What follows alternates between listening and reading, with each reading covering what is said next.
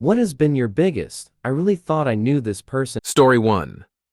A guy I was kinda irregularly working with for 3 years as a student, we'd meet once a week in a cafe to talk through some project-related issues, was one day wanted by Interpol. Turned out he invited a random language teacher to his flat and decapitated her. He might have been an asshole, but there's a difference between an asshole and a murderer. Story 2. Good friend of mine, known each other since we were very young, etc.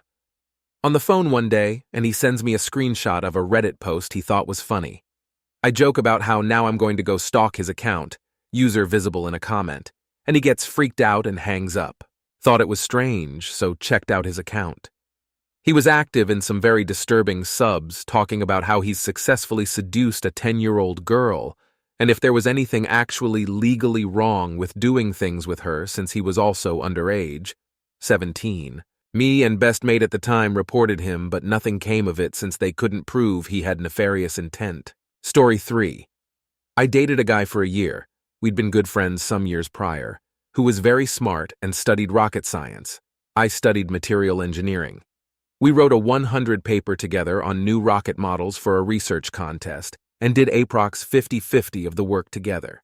He lived in a big city and I lived further away, so I asked him to go hand in the printed copy to the university that organized the contest. Some weeks later, he told me he'd been to the uni to ask about our power's status and told me we hadn't been selected for the contest, so I trusted him and we went out on a compensation dinner. A few weeks later, I saw that little bitch on the university's Instagram doing a speech on our work. He presented our work with only his name and erased my credits. We'd actually been selected and he got a diploma and a price for our work, and I was only mentioned in the agreements page alongside his family for providing emotional support. Edit to add, he broke up with me and kinda ghosted me a few days before the speech. Story 4. This is a funny how did I not know this about you moment. Several years ago, I was flipping around on the television and came across something or other about the band Disturbed. Just like that, out of nowhere, my husband started basically giving me a biography of every member of the band, as though it was all common knowledge. We had been together about 10 years at this point, and I had no idea he even liked Disturbed, much less knew so much about them. He'd literally never talked about it before. Surprised the heck out of me. Story 5. One of my very closest friends, we did everything together. I referred to this girl as my sister. She had some severe mental health problems, and some people had warned me to keep my distance, but I loved her and thought she'd never want to hurt me. Then one day, when she was drunk, she told me that if she ever committed suicide, she'd arrange it so I was the one to find her body. She trusted that I'd know what to do. She expected me to be flattered. Couple of years later, she tried to do exactly that, then was furious with me when I called 911. Yeah. Story 6. My mum. I thought she loved me. I thought she had basic empathy for people. Recently, she caused something extremely traumatic to happen to me and my sister to gain back some of the control she lost when my sister decided to date someone out of our culture. And she has no remorse at all. All that matters to her is gaining control. Everyone told me that my mum controls us because she loves and worries for us. But it's clear now she is deeply mentally ill and does not feel empathy for people. Understanding this, I look back at the past 19 years of interactions I've had with her. There are many moments she had pretended to be vulnerable, understanding and loving as one of the many tactics she used to gain what she wants, and I bought it. She would allow me to trust her and confide in her, and later weaponize that information. IDK why it took me so long to realize. I don't know this person. She is a brilliant actress who stops at nothing to get what she wants. I don't love her anymore, and I wouldn't feel a thing if I was to attend her funeral tomorrow. Story 7. I had a friend in high school who was so nice to me and everyone I knew. He was a transfer from another school. Everyone liked him. We all would hang out with him in and outside of school, go yo parties with him, etc. We came into school one Monday and he wasn't there. Then he didn't show up for a few days. No one knew what had happened to him. Then we all learned on the news that he had murdered someone during a gang initiation via a drive-by. He shot and killed a random man who was coming out of a Walmart with bags full of baby supplies. It took a couple of days, but him and the driver were both caught. He has life in prison, if I remember correctly. One of our teachers, who he was a TA for, visited him for years after. She would bring him books to read. She may still be in contact with him, I'm not sure. Story 8. Been friends with this person for almost 10 years. They're going to school to go into social work plus mental health. The same person who tried to tell me earlier this year that they basically have the right to beat the crap out of their kid as long as they don't leave marks. Their child with a sexual abuse history who was threatened with violence if she didn't comply with her sexual abuser. I very firmly told them if they go to hit their kid in front of me, I will stop them. That if I found out it happened afterwards, I'm calling Child Protective Services on them. I honestly thought I knew them. I thought I knew them to be more of a kind-hearted and progressive person. I've been depressed as hell ever since. I didn't just lose my respect for them. I lost a really good friend that day. Story 9.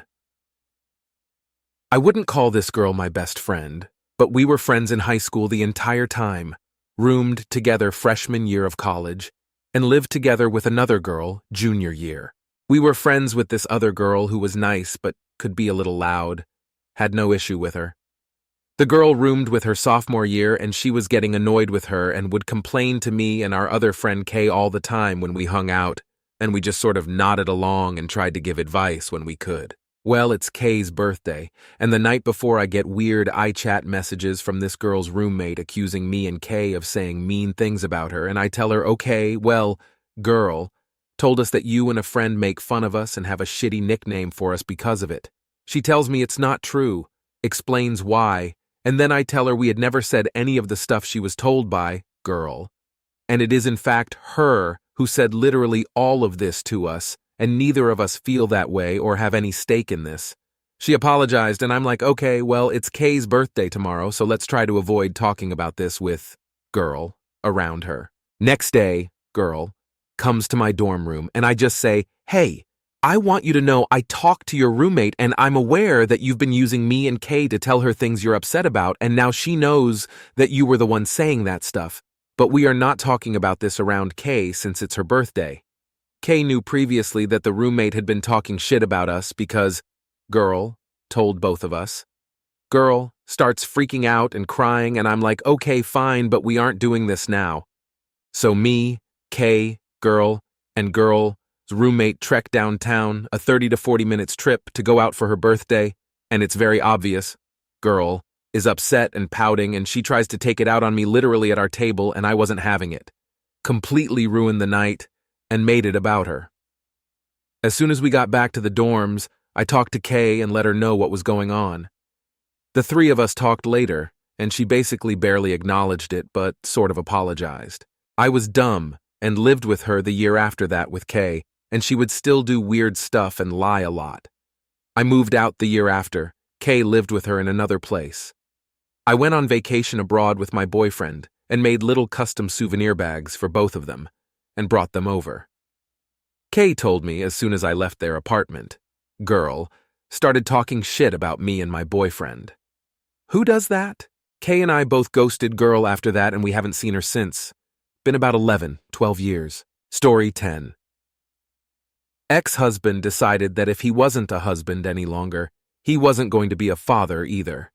He hasn't tried to see his kids in 2 years. Hasn't paid one dime of child support. Never saw it coming. He was my best friend, and even though we were separating, I never in a million years would have thought he wouldn't see his kids anymore. Story 11. Realizing that my ex had been emotionally abusing, financially exploiting, and potentially even sexually abusive, and only started dating me because he thought that I was easy to manipulate. Realizing that I had fallen for his manipulation, believed his degradation of me even after he broke up with me and missed all of the obvious red flags. Still unraveling that shit. I wasted 1.5 years of my life, and I'm going to have to keep wasting more time trying to build myself back up and grow from this so that it doesn't happen again. It was my first relationship, and I was so blind. Story 12. Ex-wife now. Married for 14 years when she acts suspicious. Note, wife paid all our bills because she was better than me at that stuff. I know it's not an affair, no missing time, but can't figure it out. 3 months later, I confront her. She denies acting differently. She won't let me answer the home phone, and we get 5. 7 wrong numbers a night, can't check the mail because she runs to the curbside box. I take a vacation day from work, and she calls in sick, so I'm never alone at home. Finally, I arrange a vacation day and don't tell her. I pretended to go to work, she went to work, then I came home. Oh boy, all the wrong number calls. Bill collectors for credit cards I didn't have. Same with the mail. My ex took 5 credit cards out in my name without my knowledge. Total debt of $60K in my name. My personal bank account was wiped out, as was her $401K. Couldn't jail her because we had an adoptive daughter who was glued to her hip, and therapist recommended against separating the two. At bankruptcy, I discovered she also had $80K in unpaid student loans. In the end, she took cash advances to pay the lawyer who defended her child rapist son, a crime we both knew he was guilty of and agreed not to pay his bail or lawyer. Yeah, he was convicted and our family destroyed. Now I don't call her my ex, but my why. She's my why wife, as in why did I marry that trash? Story 13. I was with my partner for 15 years. We were high school sweethearts. One day out of nowhere, he started this fight with me. A fight big enough to make him suggest to stay at a friend's house for a night to cool off. The fight was over me buying a male coworker gummy bears. The night turned into a week. He blocked my phone and I was unable to reach him. He came back in the middle of the night to grab things and told me he wanted to break up. I was so confused and felt blindsided. I ended up finding out he was in a 10-year relationship with a girl he met on like a role-play Discord server. He was living a double life. When I would go to sleep at night, he would be on the phone with her. He flew out to get engaged to her the week he blocked me.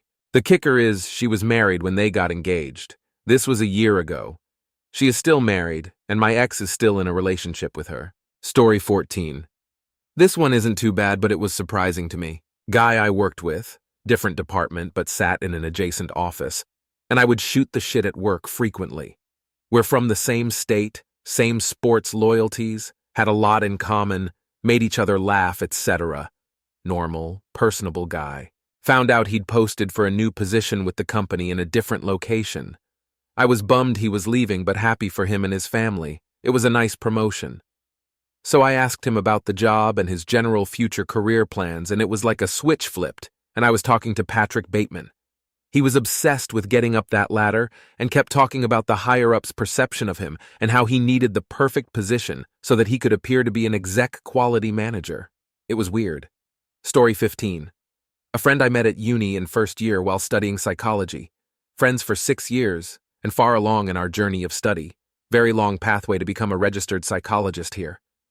We're both mums to young kids doing the study, parent, juggle, in regular contact supporting each other with the study load. She had a breakdown and quickly spiraled into alcohol and meth addiction. From a very affluent family, supportive husband, walked away from her life, child protection involvement. Saw her earlier this year at her birthday party thrown by her family, and she is a shell of her former self. Tweaking and twitching, paranoid, disorganized thinking and speech, completely psychotic. I'm grieving the loss of my friend. I'm so sad and I miss her so much. She's too far gone. I don't think she'll ever recover. I graduated, got qualified, just about to get my clinical endorsement, and it's bittersweet because she's not beside me. Story 16. My high school sweetheart. We were very on and off for most of our 20s. The man wouldn't commit to me and I stupidly stuck around. We basically were in a situationship, so asked him to please tell me if he ever met someone else and started to see them, because I couldn't bear the humiliation of being the last to know. It was basically me saying, if you meet someone fine, but tell me so that I can walk away immediately. Guess what? He met someone else and snuck around with her for 2 months before I found out from one of his friends. Objectively, I am sure anyone would say, duh, of course he did. But knowing him, I was shocked. I really didn't think he was a liar like that. Still hurt, but showed me his true colors finally. Story 17. Talking to my neighbor who is of color and I am white. We have known each other for years and have gotten along. The other day he asked me if I knew why he was voting for Trump, and I was a little surprised and said no. He told me it's because 1. Trump once dated a biracial woman, and 2. He claimed besides Obama, Trump had the largest number of people of color in his cabinet when he was president. I asked him, what do you think about Trump's sedition and treason and hush money paid to prostitutes? But he kept harping on how Trump was not really a racist.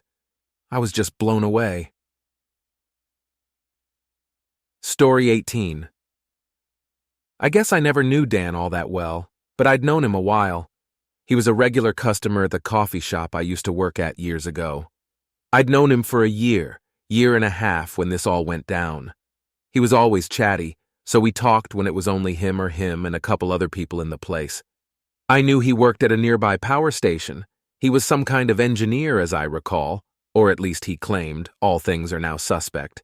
He liked decent music, and he always sported a floppy mohawk that I'd seen in several different colors over the time I'd known the guy. I considered Dan one of the good ones. He even tipped well. One winter's day, it's snowy as hell, and Dan is the only person in the place. I worked the morning shift solo since business was crap when it was this snowy, so it's just me and Dan. I take a break from cleaning, and I sit with Dan for a few minutes and chat. We were definitely talking about movies, though I can't remember specifically what. Whatever was being talked about, somehow Dan eventually says to me, "Well, you know how it is. They all protect each other." I remember being very confused, and I think my specific reply to this was, "What do you mean? Actors? Movie people?" To be young and naive again. Naive enough to not know right away that Dan was talking about Jewish people. See, I guess since he'd known me a while and I was also clearly a white dude, Dan felt that it was safe to be real with me. He was surprised he had to spell out that he was talking about Jewish folks, because he felt it was well documented that everyone in Hollywood is Jewish, or part of the global Jewish conspiracy. This would be the same conspiracy, Dan explained to me that day, that had them running all banking organizations as well. I had heard these kinds of things before, but always as jokes. I'd actually thought up until that day that people like Dan didn't really exist. They were literally just a joke based off of like one crazy person's manifesto or something. This was well before QAnon and such, back when the world still sometimes felt sane every now and then. Well, I definitely thought I knew Dan, but that day I learned I very much did not. We didn't really talk much after that. ELDR. Dan seemed like a nice dude, but was terribly anti-Semitic.